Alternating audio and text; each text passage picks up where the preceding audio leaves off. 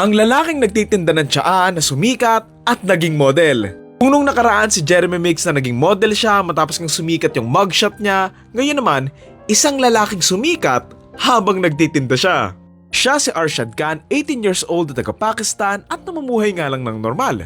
Kabuhayan niya para makasurvive nga siya sa pang-araw-araw ay magbenta nga ng tsaa sa maliit na stall niya, pero in October 14, 2016, magbabago ang buhay niya.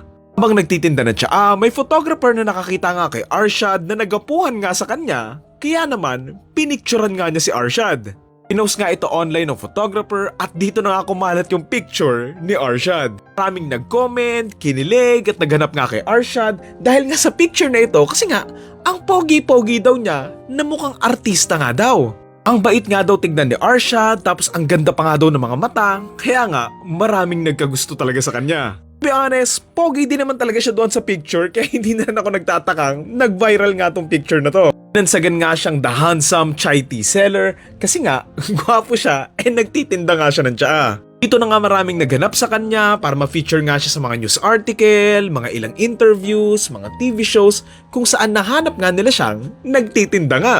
Even na pinag-uusapan nga siya ng maraming tao, kinuha naman siya agad for modeling, for acting at nakakuha din siya ng madaming endorsements na bumago nga sa buhay niya. Kumita nga siya dito ng malaki kumpara mo nga sa pagtitindahan niya ng tsaa at sobra-sobra nga nagpapasalamat si Arshad dito.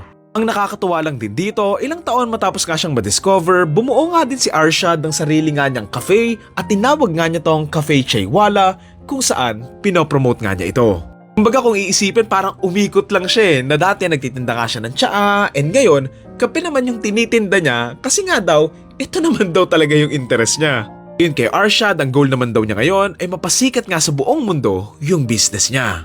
Ayun pa nga kay Arshad, isa rin sa goal niya ay makatulong nga sa mga underprivileged community sa kanila at makatulong din sa paggawa ng mga eskwelahan. Siguro ang pinapatunayan lang din ng kwento na ito, sobrang bilis lang talaga magbago ng isang buhay lalo na sa panahon ng social media. Like literal na ma-videohan ka lang or ma-picturean nga na meron kang ginawang maganda or gwapo talaga yung mukha mo, then malaki yung tsansang magbabago din talaga yung buhay mo. Kaya kung may itsura kayo and gusto nyong yumaman, magtinda na rin kayo sa kalsada kasi malay nyo, sumikat din kayo. Kung ako, kamukha ko si Tom Cruise, sila Henry Cavill, sino pa ba, sila Brad Pitt, sila Chris Hemsworth, nako, lahat ng prutas ititinda ko.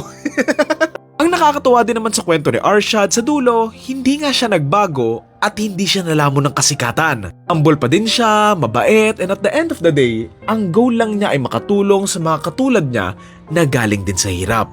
Kasi yung ibang nag-viral, nag-trending, pinipilahan, wala. Nalamon ng kasikatan, ng maraming pera at ng kapangyarihan, kaya ayun, nasayang lang yung saglitang kasikatan nila.